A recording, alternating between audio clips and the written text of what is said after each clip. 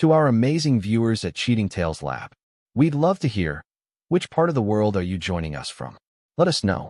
Now, let's dive into today's story. Chapter 1. The Perfect Life. Preston Myers had built his life brick by brick. At 34, he owned a successful construction company in Portland, specializing in commercial renovations. His father had been a day laborer who drank himself to death when Preston was 12. His mother cleaned houses until her hands bled. Preston remembered those days vividly. The shame of wearing second-hand clothes, the gnawing hunger, the cold apartments with broken heaters. He'd sworn he'd never live that way again. Preston put himself through community college working 3 jobs, then started his company with a $5,000 loan from a contractor who believed in him.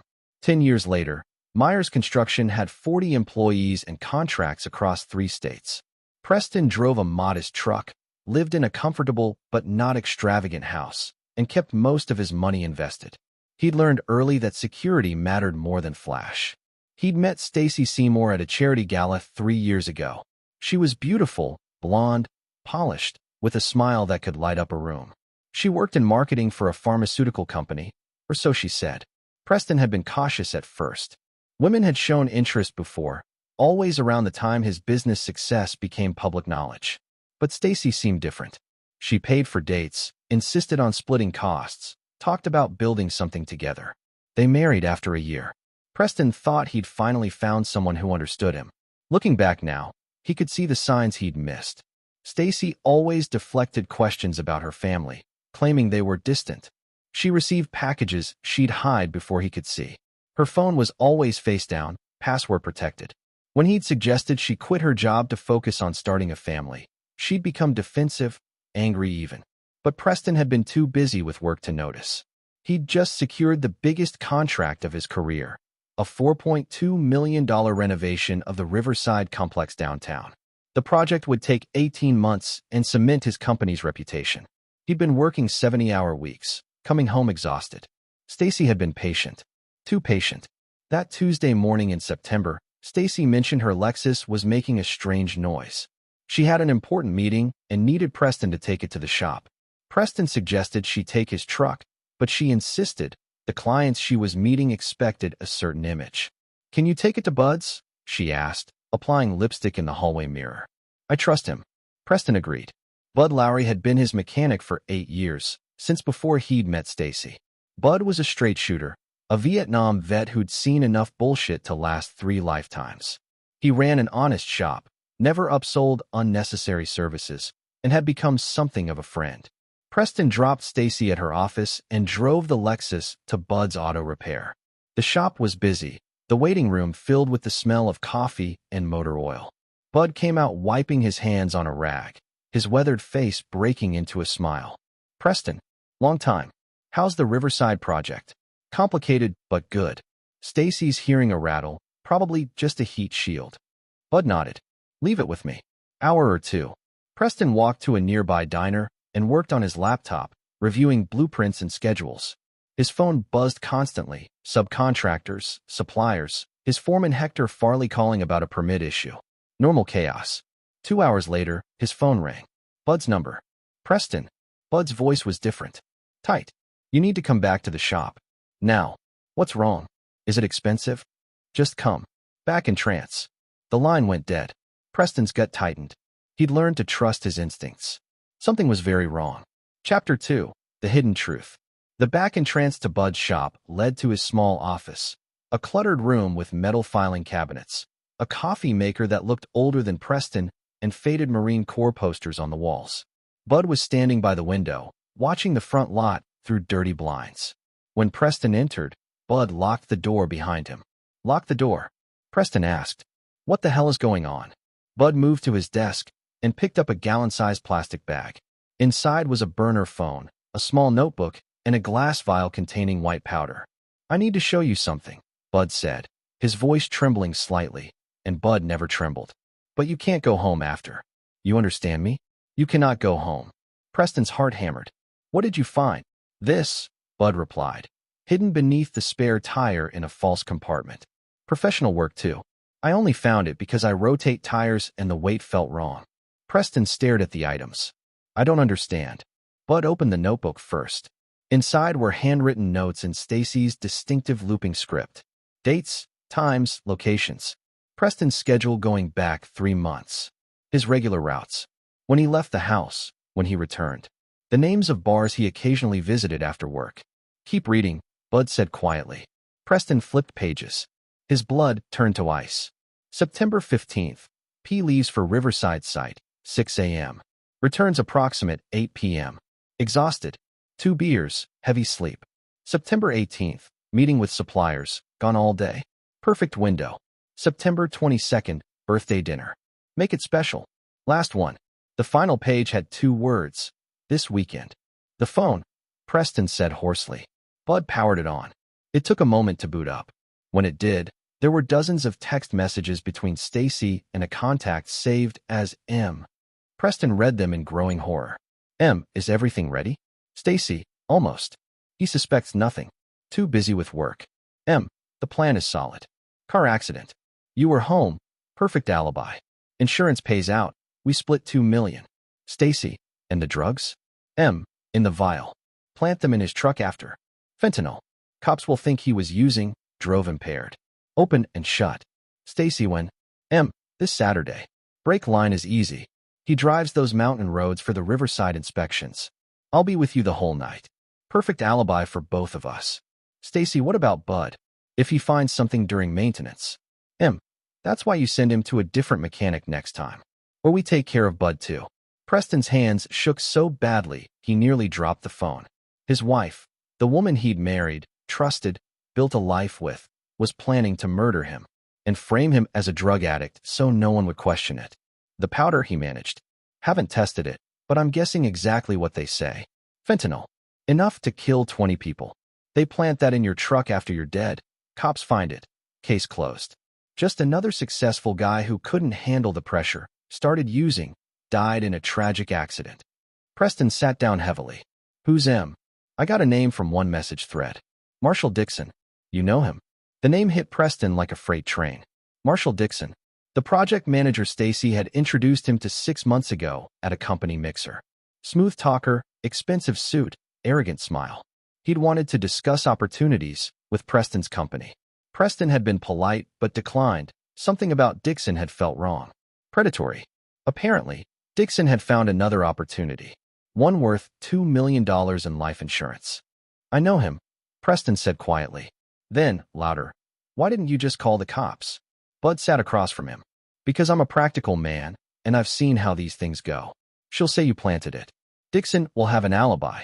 Good lawyers will tear apart a mechanic finding random evidence in a car. Maybe it sticks, maybe it doesn't. But while you're fighting that battle, they might decide to speed up their timeline. Do something desperate. So what do? You disappear, Bud said flatly. Right now? Today. Empty your accounts before she can. Get somewhere safe. Then you plan how to bury these people so deep they never see daylight again. Preston's mind raced. Everything Bud said made sense. If he confronted Stacy, she'd deny everything. If he went to the police, it would be his word against hers. Dixon probably had connections, money for lawyers. And if they felt cornered, I need to think, Preston said. You need to act, Bud corrected. You got maybe hours before she realizes something's wrong. I'll tell her the car needed a part, buying you time. But Preston, you need to understand something. Bud's eyes were hard, serious. These people try to kill you. They were going to make it look like an accident and piss on your grave. Don't go soft. Don't give them mercy they wouldn't give you. Preston nodded slowly. His shock was crystallizing into something else. Something cold and focused. He'd built everything from nothing. Survived poverty, his father's death, his mother's slow deterioration. He'd fought for every dollar, every contract, every shred of respect. And Stacy thought she could just take it all? End his life like it meant nothing? I need your help, Preston said. You got it. Can you keep the evidence safe? Somewhere she can't find it. Already planned on it. Got a safe deposit box she doesn't know about. Preston pulled out his phone and called his bank. His savings account held $340,000, money earmarked for expanding the business. His checking account had another $65,000. The business accounts had more, but those had Hector as a co-signer and complex withdrawal rules. I need to make a withdrawal, Preston told the bank manager. All of it. Today. Chapter 3, Vanishing Act. Preston had 2 hours before Stacy would start asking questions. He drove to his bank, withdrew $300,000 in cashier's checks made out to cash and $50,000 in hundreds. The bank manager, concerned, asked if everything was all right. Preston smiled and lied easily. Buying equipment for the Riverside project, needed to move fast on a deal. The manager, who'd worked with Preston for years, processed it without further questions. From the bank, Preston drove to a storage facility he'd rented years ago for construction equipment. The unit was in his name only, paid annually by automatic withdrawal. Stacy didn't know it existed. He stored the money in a locked toolbox, then stood in the dim unit and made a list. What he knew: Stacy and Marshall Dixon were planning to kill him Saturday. They'd sabotage his truck's brake line. They'd plant fentanyl to frame him as an addict. Life insurance policy, $2 million. Stacy had been planning this for at least 3 months. What he needed: safety, time to investigate, evidence that would hold up, a way to destroy them completely. Preston called Hector Farley, his foreman and closest friend. Hector had worked with Preston since the company's founding, a stocky man with calloused hands and absolute loyalty. "Hector, I need a favor. No questions. Name it, boss. Tell everyone I'm taking a personal emergency leave. Family issue. You're in charge of Riverside for the next 2 weeks. Can you handle it?" Silence. Then, "Preston, what's wrong? I can't explain right now, but I need you to trust me. Can you do this?" "You know I can. But if you're in trouble, I'll be fine. I just need time." "And Hector? If Stacy calls asking about me, you haven't heard from me. You're worried too." Another pause. "All right, but you call me if you need backup. I don't care what kind of trouble it is." "I will. Thank you." Preston ended the call and made another, to his lawyer, Sydney Burke, a sharp woman who'd helped him with business contracts and understood the value of discretion. "Sydney, I need you to prepare something for me. A sealed envelope with instructions to be opened if I die or go missing. Can you have it ready by this afternoon?" "Preston, that sounds ominous." "It's insurance. Literal insurance. I'll pay whatever rush fee you need. Come by at 3. And Preston, be careful." Preston spent the next hour writing. He documented everything: the discovery at Bud's, the contents of the burner phone, the text messages, the fentanyl, Marshall Dixon's name. He included dates, times, photos Bud had taken of the evidence. He wrote down account numbers, passwords, business information. If something happened to him, this would be his voice from beyond. At 3 o'clock, he delivered the sealed envelope to Sydney Burke. She locked it in her office safe, gave him a receipt, and made him promise to check in weekly. If he didn't, she'd open it and go to the authorities. By 4 o'clock, Preston Myers had vanished. He checked into a motel 40 miles away under a false name, paying cash. The room was cheap and smelled like cigarettes, but it was safe. He bought a burner phone, then sat on the creaky bed and finally let himself process what had happened. His wife wanted him dead. Not divorced. Not separated. Dead. For money. The betrayal cut deeper than he'd expected. Preston had survived his father's alcoholism, his mother's death from cancer when he was 23, business failures, betrayals from partners. But this was different. He'd trusted Stacy completely, loved her, imagined growing old with her. And she'd seen him as nothing but a paycheck. A problem to be eliminated. His phone buzzed. Stacy calling. He ignored it. She called again. Then again. Text messages poured in. "Where are you? Bud said you picked up the car. Call me. I'm worried." Preston turned off the phone. He needed to think strategically now. Disappearing bought him time, but it wasn't enough. Stacy and Marshall would either panic and flee, or they'd adapt, come up with a new plan. He needed to stay several steps ahead. More importantly, he needed to destroy them. Not just survive, that wasn't enough. They tried to kill him, and they needed to pay for it in a way that would haunt them forever. Preston opened his laptop and began researching Marshall Dixon. What he found was enlightening. Marshall Dixon, 42, worked as a business consultant, a vague title that seemed to mean he brokered deals and took commissions. He'd been married twice, both ending in divorce. One ex-wife had filed a restraining order. He drove a Mercedes, lived in an expensive condo downtown, and according to his social media, enjoyed the finer things in life. He was also drowning in debt. Preston found court records. Dixon was being sued by 3 creditors for unpaid loans totaling $180,000.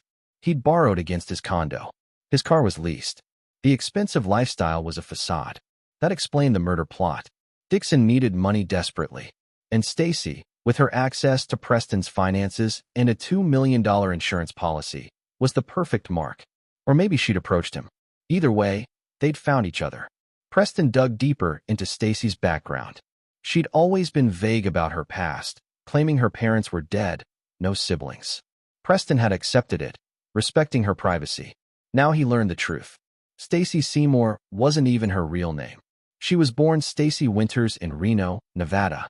She had a criminal record, arrested at 19 for check fraud, charges dropped. At 23, she'd been questioned in connection with an elderly man's death, a man who'd changed his will to leave her $50,000 shortly before dying of accidental carbon monoxide poisoning. No charges were filed. Preston felt sick. He'd married a predator, someone who'd done this before. How many others had there been? How many men had she targeted, charmed, destroyed? His phone buzzed. The burner. Only Bud and Sydney had the number. Bud's text was simple. She knows something's wrong. Came by the shop asking questions. Told her I haven't seen you. Be careful. Preston replied, thanks. Keep the evidence safe. I'll be in touch. He spent the rest of the night planning. He had money, time, evidence, and most importantly, the element of surprise. Stacy and Marshall thought they were hunters. They were about to learn they were prey. By dawn, Preston had a plan. It was risky, possibly illegal, and absolutely necessary. He was going to burn their world down. Chapter 4, Ghost Protocol. Preston spent the first 3 days invisible. He grew out his beard, bought cheap clothes from thrift stores, and studied his enemies from the shadows. He'd parked his truck in a long-term lot and purchased a used Honda Civic with cash from a private seller. Nondescript, forgettable. Stacy was panicking. Preston watched from across the street as she left their house repeatedly, making phone calls, her face tight with stress. She'd filed a missing persons report, played the worried wife perfectly. Preston's phone, the real one, was still off, but he monitored the house through a wireless camera he'd installed years ago for security. He watched her on the second night after his disappearance. She was on the phone, pacing. He's gone, Marshall. Completely gone. His truck is at the airport long-term parking, but there's no record of him flying anywhere. Marshall's voice came through tinny but clear. Preston had hacked into the house Wi-Fi remotely and was recording everything. Another gift from his brief stint in college IT courses. Maybe he found out, Marshall said. How? The compartment was sealed. No one knew. What about the mechanic? Bud, whatever. I went there. He said Preston picked up the car and left. Said he seemed normal. Then maybe he just needed space. You said he's been stressed with work. No, this is different. He took money. A lot of it. The bank called to confirm a large withdrawal. Silence. Then Marshall angry. How much?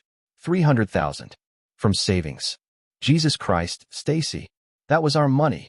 It was his money, in his account. I couldn't stop him. This changes things. If he's running, if he knows something. He doesn't know? He can't. We've been careful. Preston smiled grimly. They were starting to fracture. Good.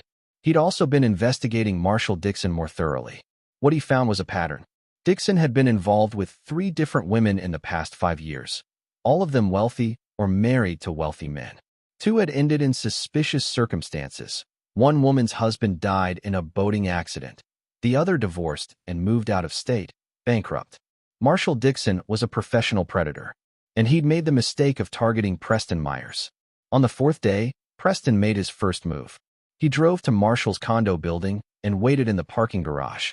Marshall left every morning at 7:30 a.m., like clockwork. When the Mercedes pulled out, Preston followed at a distance. Marshall met Stacy at a coffee shop in a strip mall. Preston watched from the Honda, camera in hand, documenting everything. They sat close, intimate. Marshall's hand on Stacy's thigh, her leaning into him. They looked like lovers celebrating a victory, not co-conspirators whose plan was unraveling. They talked for 20 minutes. Preston couldn't hear the conversation, but he read their body language. Stacy was anxious. Marshall was reassuring her. They kissed before leaving, not a peck, but a deep, possessive kiss. Preston felt nothing. The man who'd loved Stacy was dead. What remained was a calculator, adding up debts that would be paid in full. That afternoon, Preston visited someone he hadn't seen in years, Ron Reed, a private investigator who owed him a favor. Preston had given Ron a construction contract when Ron was transitioning out of police work and needed steady income. Ron had never forgotten it. Ron's office was in a tired building downtown, 3rd floor, door marked Reed Investigations. Preston knocked and entered. Ron looked up from his computer, then did a double take. Preston? Hell, I didn't recognize you with the beard. Heard you went missing. I need help, Ron. And I need it quiet. Ron studied him. This legal? The people I'm going after tried to kill me. Does that matter? Ron leaned back. Talk. Preston laid it out. The discovery, the evidence, Marshall Dixon, Stacy's real identity. Ron listened without interrupting, his cop instincts still sharp. When Preston finished, Ron whistled low. You want me to build a case? No. I want you to destroy them. Everything. Find every dirty secret, every crime, every lie. And I want to know everyone they've hurt. I'm going to make sure they pay for all of it. Ron nodded slowly. This is going to cost. I have cash. Then let's get to work. Chapter 5. Unraveling. Ron Reed was good at his job. Within a week, he'd compiled a dossier on Marshall Dixon and Stacy that was damning. Marshall Dixon had a trail of victims. Ron found 4 women who'd been involved with him, all ending badly. One woman, Carol Stevens, agreed to speak with Preston on condition of anonymity. They met in a park. Carol was in her 50s, attractive but wary. She sat on a bench and lit a cigarette with shaking hands. Marshall Dixon ruined my life, she said without preamble. I was married for 20 years. Happy. Then Marshall came along, business consultant, charming, interested in my husband's company. He seduced me. Stupid, I know, but he was good at it. What happened? Preston asked gently. 6 months into the affair, my husband died. Car accident. Brake failure on a mountain road. She laughed bitterly. Sound familiar? The police investigated, but found nothing. Accidents happen. Marshall was devastated, consoled me. We got closer. Then I learned my husband had a life insurance policy I didn't know about. $500,000. Marshall convinced me to share it with him. We were partners, after all. Did you? Gave him half. Then he disappeared. Blocked my number. Gone. I started digging into his past and found 2 other women with similar stories. I tried to go to the police, but there was no evidence. Just coincidences. Did you ever suspect he killed your husband? Carol met his eyes. I know he did. I can't prove it, but I know. Marshall Dixon is a murderer, and he's going to keep doing it until someone stops him. Preston recorded everything. Ron found the other victims. Lorena Rios, whose husband died in a boating accident. Vanessa Diaz, who'd been bankrupted and threatened into silence. The pattern was clear. Marshall was a serial killer, using charm and manipulation to get close to wealthy women, then eliminating obstacles and taking the money. He'd probably killed at least 3 men, maybe more. And Stacy was his latest partner. Ron dug into Stacy's past as well. The carbon monoxide death in Reno? The victim was a wealthy retiree named Alfred Hansen who'd met Stacy at a casino. He'd changed his will to include her, then died 2 weeks later. The investigation had been sloppy, small-town police assuming it was an accident. She's done this before, Ron said, showing Preston the files. Maybe not murder directly, but she's been involved. And now she's with Dixon. They're a team. Preston absorbed this. He'd married a woman who'd helped kill at least 1 person, possibly more. The depth of his misjudgment was staggering. What's your plan? Ron asked. I need them to confess. On record. Something the police can't ignore. That's not easy. They're not stupid. No, but they're arrogant. And they're desperate. I'm going to use that. Preston had been monitoring their communications. Stacy and Marshall were fighting more frequently. The missing money, Preston's disappearance, the uncertainty, it was fracturing their partnership. Marshall, if he's alive, he could ruin everything. Stacy, he doesn't know anything. He would have gone to the police. Marshall, unless he's building a case. We need to find him. Stacy, how? He's a ghost. Marshall, then we move forward without him. File for death certificate. Get the insurance money. Stacy, we have to wait 7 years for that. Marshall, not if we have proof he's dead. A body would be better, but even evidence of foul play works. Especially if we point to the right suspect. This gave Preston an idea. A dangerous one, but it could work. Chapter 6. The Trap. Preston called Hector Farley. I need you to do something for me.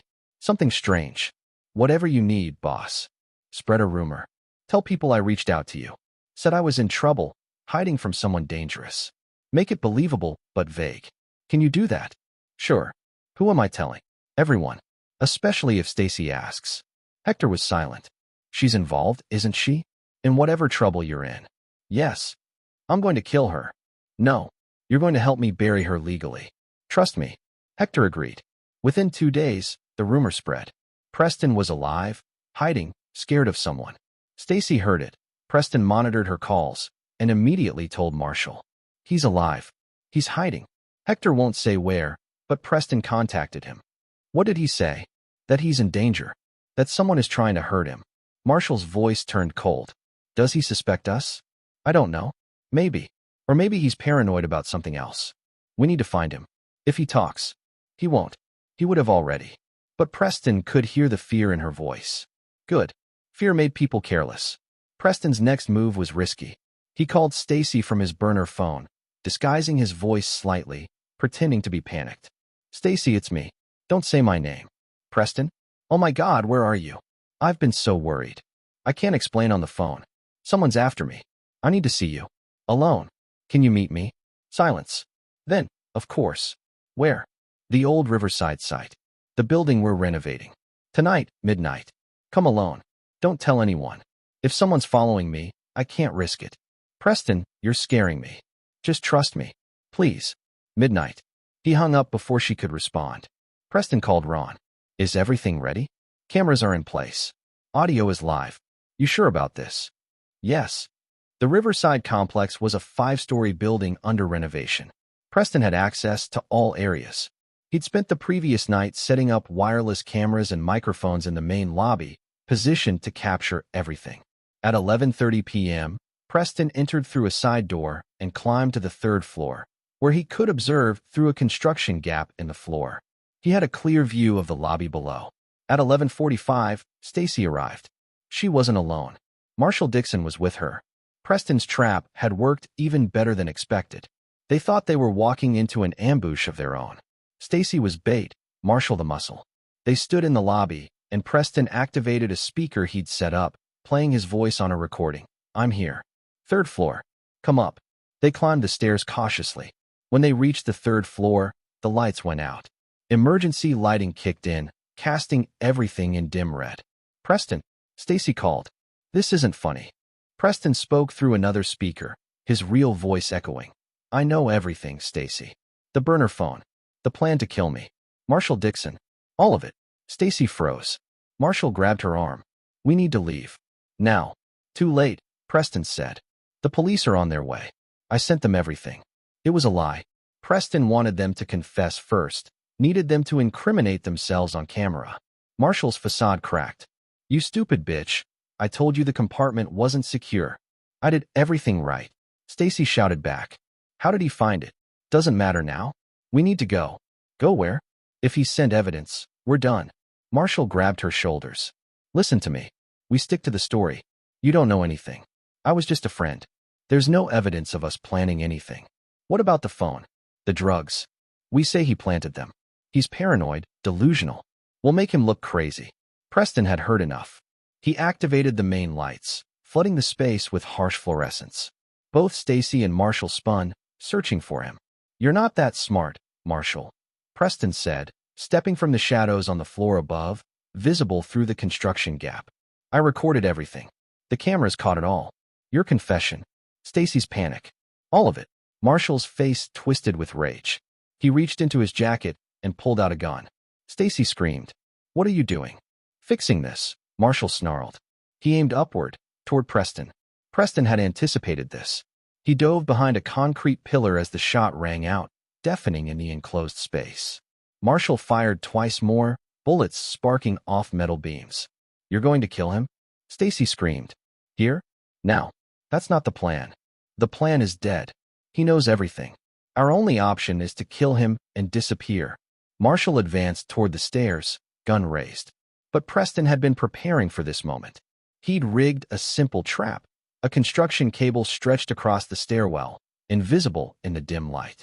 Marshall hit it at full speed and went down hard, the gun clattering away. Preston was already moving, descending the opposite stairwell, adrenaline flooding his system. He reached the lobby just as Marshall staggered to his feet, blood streaming from a gash on his forehead. Stacy was backing away, terrified. "Preston, please," she begged. "I didn't want this. Marshall made me." "Shut up," Marshall spat. "Don't say another word." Preston faced them both, his phone in hand. "It's over. Everything's recorded. The police have copies. Ron Reed has copies. My lawyer has copies. You can kill me, but it won't matter. You're finished." Marshall's eyes darted, looking for the gun. Preston had already kicked it away. "Who are you?" Marshall asked, breathing hard. "You're just some contractor. You're not supposed to be this smart." Preston smiled coldly. "I'm someone who built everything from nothing. You thought I was weak? Soft. You have no idea what I'm capable of. I've been poor, hungry, desperate. I survived my father's fists and my mother's cancer. You thought you could kill me for money." He stepped closer. "You picked the wrong mark." Sirens wailed in the distance. Ron had called the police as planned, once Preston gave the signal. Marshall made a desperate lunge for the gun, but Preston was faster. He grabbed a piece of rebar from a construction pile and swung hard, connecting with Marshall's knee. The crack was audible. Marshall went down screaming. Stacy ran for the door, but it was locked. Preston had made sure of that. "Please," she sobbed. "I'm sorry. I didn't want to hurt you." "You wanted me dead," Preston said flatly. "For $2 million. You were going to kill me and frame me as a drug addict. Don't insult me with lies now." The police arrived in a flood of lights and voices. Officers poured in, guns drawn, shouting commands. Preston dropped the rebar and raised his hands. "Preston Myers. I'm the victim. Those two tried to kill me. Everything's recorded. The cameras have it all." Chapter 7. The Evidence. The interrogation lasted 6 hours. Detective Lee Sharp, a hard-eyed woman in her 40s, led the questioning. Preston laid out everything calmly, methodically. The discovery at Bud's shop, the burner phone, the text messages, Marshall Dixon's history, Stacy's real identity, the murder plot. He provided recordings, photographs, witness statements from Ron Reed and Bud Lowry. He gave them the names of Marshall's previous victims: Carol Stevens, Lorena Rios, Vanessa Diaz. Detective Sharp listened, taking notes. "This is extensive. You've been investigating for 2 weeks." "I've been surviving," Preston corrected. "They were going to kill me. I had to protect myself. By setting a trap that nearly got you shot? I needed a confession. Something that couldn't be explained away. They're both good liars." Sharp studied him. "Mr. Myers, you realize you could be charged with vigilantism, assault with the rebar, self-defense." "He had a gun. He fired at me. Check the cameras." Sharp nodded slowly. "We will. But understand, this isn't a movie. You took enormous risks. What choice did I have? If I'd come to you 2 weeks ago with just the evidence from the car, would you have arrested them immediately? Or would you have investigated, given them time to lawyer up and destroy evidence?" Sharp didn't answer, which was answer enough. They held Preston for another 2 hours, then released him. His recordings were damning. Marshall and Stacy had confessed on camera, discussed previous murders, and Marshall had attempted murder with multiple witnesses. Stacy was arrested and charged with conspiracy to commit murder, fraud, and accessory to murder in the Alfred Hansen case. Marshall Dixon faced attempted murder, conspiracy to commit murder, and 3 counts of first-degree murder for the deaths of Carol Stevens' husband, Lorena Rios' husband, and Alfred Hansen. The media descended like locusts.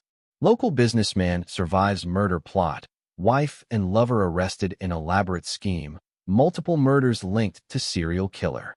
Preston gave one interview to a local reporter and said only, "I'm grateful to be alive. Justice is being served." He refused all other requests. Chapter 8. The Unraveling. The trial took 8 months. Preston attended every day, sitting in the back row, watching as the prosecution dismantled Stacy and Marshall piece by piece. The evidence was overwhelming. The burner phone, the text messages, the fentanyl. Ron Reed testified about Marshall's pattern of targeting wealthy women. Carol Stevens took the stand and told her story, breaking down as she described her husband's death. Stacy's defense tried to paint her as a victim of Marshall's manipulation. She was coerced, her lawyer argued. Marshall Dixon is a predator. Ms. Myers was terrified of him. But the text messages contradicted this. Stacy had been an eager participant, discussing insurance money, planning alibis, even suggesting when to strike. Make it special. Last one. Those words haunted the courtroom. Stacy had planned Preston's final birthday dinner, knowing she'd be killing him days later. Marshall's defense claimed entrapment. Preston Myers orchestrated a scenario to make my client look guilty. The recordings were manipulated, but forensic analysis proved otherwise. The cameras had captured everything exactly as Preston described. Marshall had pulled a gun. He'd fired at Preston. He'd confessed to previous murders. The jury deliberated for 3 days. Marshall Dixon, guilty on all counts.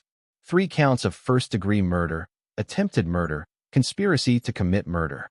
Sentenced to life without parole, 3 consecutive life sentences to ensure he'd never walk free.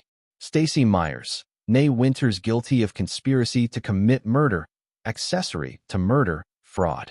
Sentenced to 35 years with possibility of parole after 25. Preston felt nothing when the verdicts were read. No satisfaction, no relief. Just emptiness. These verdicts didn't undo the betrayal, didn't erase the fact that he'd nearly died, that he'd married a woman capable of such evil. But it was justice, and that would have to be enough. Chapter 9, Rebuilding. 6 months after the trial, Preston stood on the roof of the completed Riverside complex. The renovation was finished, gleaming glass and steel, state-of-the-art offices, a testament to his company's skill. Hector joined him, handing over a beer. Hell of a view. Yeah. How you holding up? Preston considered the question. The divorce had been finalized immediately after Stacy's conviction. She tried to claim half his assets, but a prenuptial agreement, one of the few smart things Preston had insisted on, protected him. She got nothing. He'd sold the house. Too many memories. He'd moved into a loft downtown, minimalist and clean. Started over, just like he'd done before. I'm okay, Preston said finally. Better than okay, actually. The business was thriving. The publicity from the trial, perversely, had brought more contracts. People respected Preston's intelligence, his resourcefulness. The man who outsmarted a killer had become his unofficial title. He'd started dating again. Nothing serious. He wasn't ready for serious. But he was learning to trust again, slowly. You ever think about what would have happened if Bud hadn't found that compartment? Hector asked. Every day? I'd be dead. They'd have gotten away with it. But they didn't. You beat them. Preston nodded. I survived. That's what I do. His phone buzzed. A text from Ron Reed. Got something you should see. Coffee tomorrow? Preston replied, sure. 9 a.m. He'd kept Ron on retainer. There were always people who needed help, who'd fallen victim to predators like Marshall Dixon. Preston used his resources to fund Ron's investigations, helping where he could. It wasn't redemption. It wasn't healing. But it was purpose. You know what the crazy thing is? Preston said, finishing his beer. I'm grateful, in a way. For all of it. Hector raised an eyebrow. Grateful your wife tried to kill you? Grateful I found out who I really am. What I'm capable of. I spent my whole life building, creating, being the good guy. Turns out I'm pretty good at being the dangerous guy too. He looked out over the city, lights beginning to glow as evening fell. Stacy and Marshall thought I was weak. Thought I'd be easy. They learned the hard way. You don't hunt someone who's already survived hell. Because I know how to fight in ways they never imagined. Hector clenched his bottle against Preston's. To survival. To survival, Preston echoed. Far below, the city moved on, indifferent. But Preston Myers, the man who'd built himself from poverty, who'd survived betrayal and murder plots, who'd taken down a serial killer, stood above it all, unbroken. He'd learned the most important lesson. The world was full of predators. But sometimes, the prey had teeth. And Preston Myers had proven his were sharpest of all. Epilogue. 2 years later, Preston received a letter. Prison mail, from Stacy. He almost threw it away unread. But curiosity won. Preston, I know you'll never forgive me. I don't expect you to. But I need you to know something. Marshall is dead. Killed in prison 6 months ago. Inmates found out what he'd done, how many people he'd murdered. They handled it their way. I'm not asking for sympathy. I made my choices. But I want you to understand, I was never good enough for you. I knew it from the start. You were decent, honest, hardworking. Everything I wasn't. I thought I could take what you'd built and make it mine. I was wrong. You can't steal integrity. You can't kill character. You won because you're better than me, than Marshall, than any of us. I hope you found peace. Stacy. Preston read the letter twice, then burned it in his fireplace. He had found peace. Not through forgiveness, He'd never forgive, but through understanding that some people were just broken, and their brokenness wasn't his burden to carry. He'd rebuilt his life stronger than before. Smarter, more cautious, but not cynical. And every day, he woke up grateful to be alive. That was victory enough. This is where our story comes to an end. Share your thoughts in the comments section. Thanks for your time. If you enjoy this story, please subscribe to this channel. Click on the video you see on the screen, and I will see